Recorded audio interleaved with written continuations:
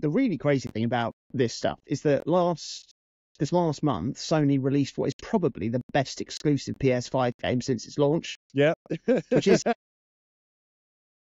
which is Astro Bot.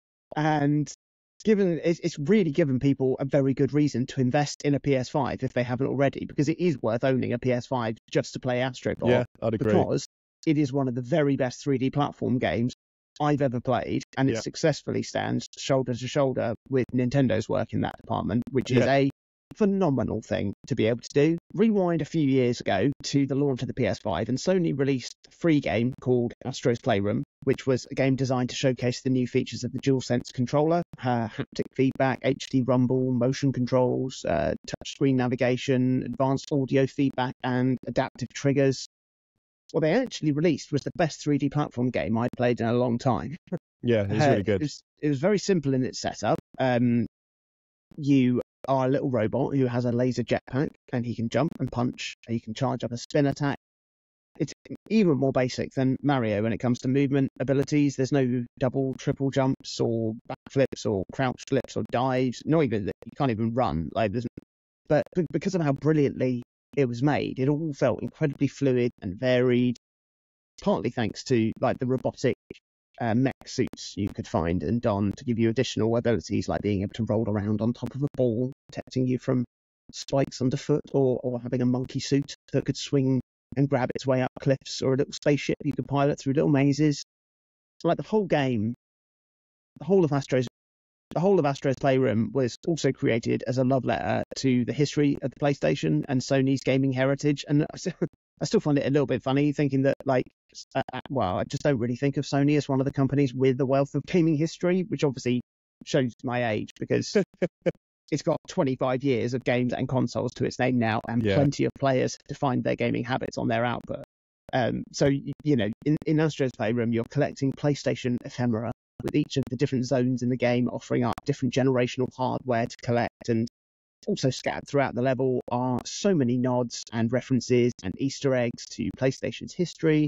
It was an extraordinary joy playthrough, and I delighted in reminding myself of its quality with a quick replay through whilst I waited for Astro Bot to arrive.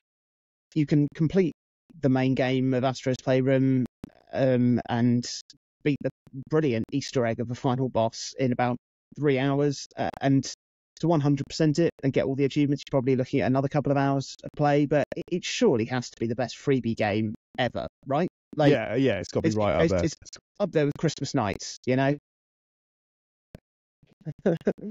Then we waited 4 years for the delivery on the promise of Astro's Playroom, and holy crud ballers, Astro Bot does not disappoint. No. It's got the same DNA as Playroom. It feels the same to play. It's still got incredibly tight platforming design built around celebrating the history and legacy of PlayStation. But boy, oh girl, have they stepped things up. Good one. For a start, Astro Bot is unbelievably pretty. There is so much detail in this game, so much going on at once, and it all looks so beautiful with its bright, colourful art design, brilliantly witty animations and character design. It's honestly breathtakingly delightful to look at all moments.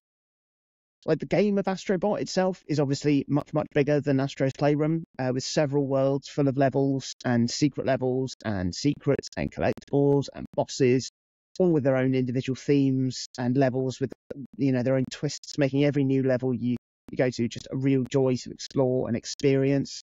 So many wonderful surprises that honestly, it made me tear up because they were just so good.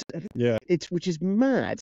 I was just blown away by just how fun the game is. And when it threw in an unexpected twist or ability, just grinning from ear to ear. The last time I really felt like that, there's only 2 games which have really made me feel like that. First of which is Super Mario Odyssey. Yeah. And the other, when you throw your cap on something new, and it's just this is amazing. The other is Kirby and the Forgotten Land. And there's so many times in that when it's just I'm just going to eat a car. That's absolutely brilliant. The love for the legacy of PlayStation that Astro Bot shows is really wonderful, from flying around in your DualSense shaped spaceship and trying to repair your PS5 shaped spaceship. Half of the 300 lost bots you're trying to rescue resemble classic PlayStation games characters, and the highlight of the nostalgic nods are the final levels you unlock on each of the worlds after beating the boss of that world. And then you'll get a whole level that's themed entirely around a certain PlayStation game. Yeah, I'm only on the third world at the moment, so I've only played 2 of these. And even though I've never played Ape Escape, which is the first world's nostalgic pastiche, nostalgic, if you will, I still really enjoyed the level from like an objective point of view and could feel the love for that particular franchise. Yeah. Then the second nostalgic level, which is themed around God of War, definitely rang true for me, having obviously really enjoyed the first God of War game particularly. It's so much fun. There are so many brilliant little details from the God of War games that are included here, even down to like they've even got like a little bit where you have to go down like a little narrow corridor and squeeze through it. Yeah, very good. So good. Obviously it's not in here to mask loading times, but it made me, I just loved that. It was so good. And like one thing have been really enjoying is like the general Rayman vibe of the game. Yeah. Like the soundtrack has got a similar sort of bluegrass infused tone to it that Rayman Origins and Rayman Legends had. Obviously, the seeking out and rescuing bots is akin to the Electoons system in the Rayman games. And also, when you get hit and die in Astro Bot, he inflates and plays the same sound effect that Rayman does. Yeah, it's just a lovely little nod. That was why saxophone player there.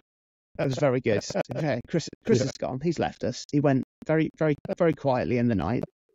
I've managed to avoid spoilers as to what other games are referenced later in the game. I'm so glad that I've got these to surprise me as I, work my way through the game. And there's also so many references and so many things. I'm like, I know that's referencing something.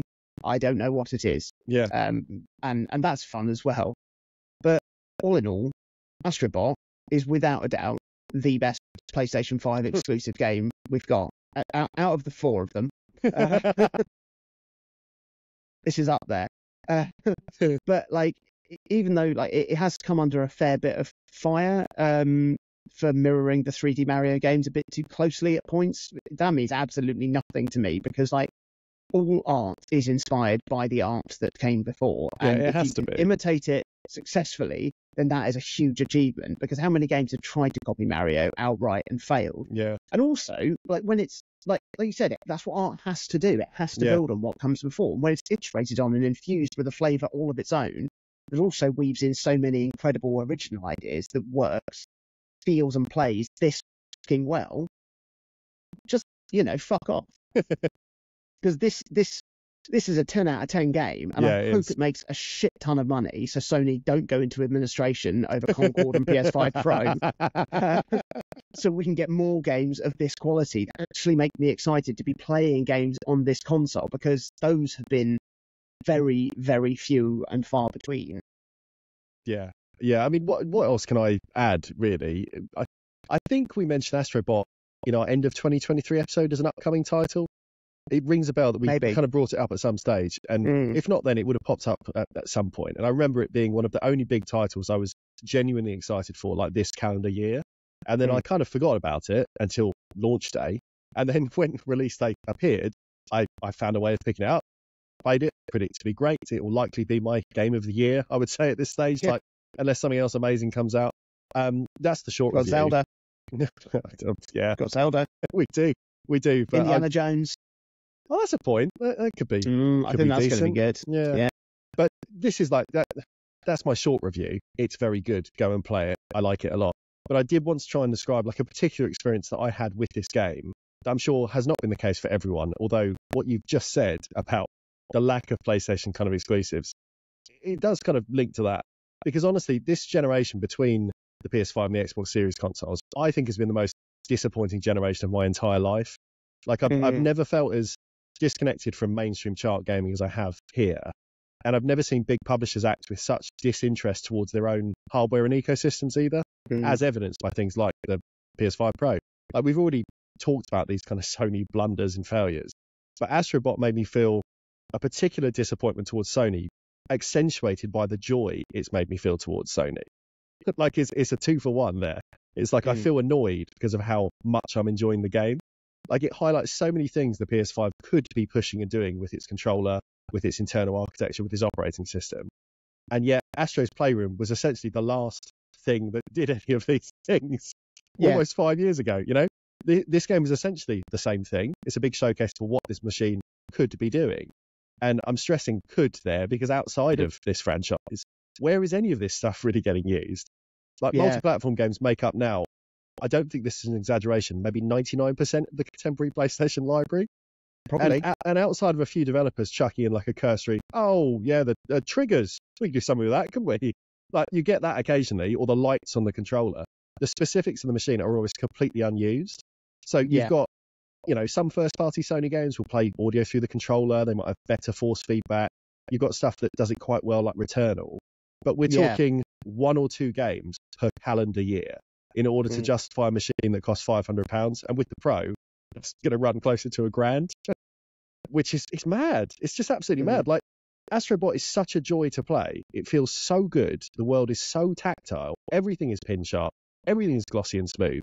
But it's also inventive in a way that we rarely see from Sony Studios either.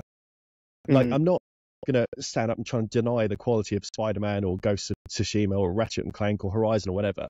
But the Sony of old, alongside trying to do big marquee releases like that, was also investing in or funding games like Parappa or Ape Escape or Eco or Wipeout or Little Big Planet or Loco Roco, alongside other games like Mosquito Madness. Yeah, Mr. Mosquito, sorry. But alongside other franchises like Killzone or Resistance or The Getaway or SOCOM or Siphon Filter, you could have the big mature AAA thing alongside these quirky experiments as well. And there's just none of that variety anymore. And as games have become more expensive, both in monetary and time budgets, Sony have kind of doubled down on pursuing a single track, breaking only in temporarily, it would seem, to develop and then cancel a swathe of live service games like Concord. You know, I think, not wanted to just dwell on Concord forever, but the fact that even something like The Last of Us Online, that was in development for years, and then Naughty Dog just said, yeah, it's in the bin now. We're not doing that. It's in the bin. Like, just trashed after years of work. Yeah. It just shows this is all not sustainable. It's not sustainable unless publishers like Sony start balancing releases better and mixing up their schedules to say, here's an Astro Bot, here's something else, here's something else. Like, actually trying to create new things and new experiences.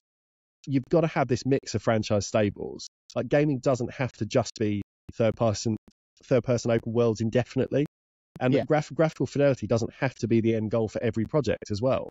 And looking at kind of the UI of these machines too, consoles don't just have to be utilitarian entertainment machines.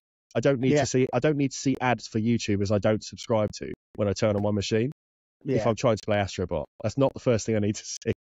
Like, if you look at the Switch, the most outdated gaming tech still purchasable. It's still flying off the shelves. The only reason it's slowed down is because every fucker in the world already owns one. Yeah. You know, so the people buying them now are the ones going, I could probably have a second one just in case. But it says a huge amount that Astro Bot feels as Nintendo as it does.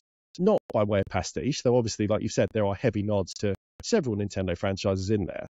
But because of its design and development ethos. Like, it's a game that was driven by fun and ingenuity and innovation and celebration as kind of the core tenets of the experience, rather than rough voice, high-D cover shooter, big expensive cutscene.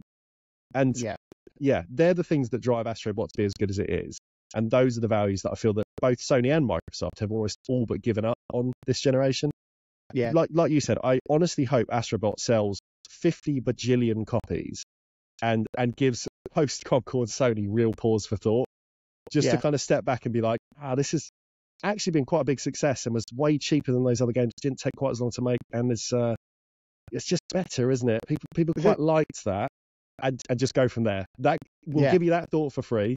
Old Kaz Hirai at the top, and you can go from there. You can go from there. You asked me what else I've played. What are we going for first? I'm just trying. I can't remember what the order was.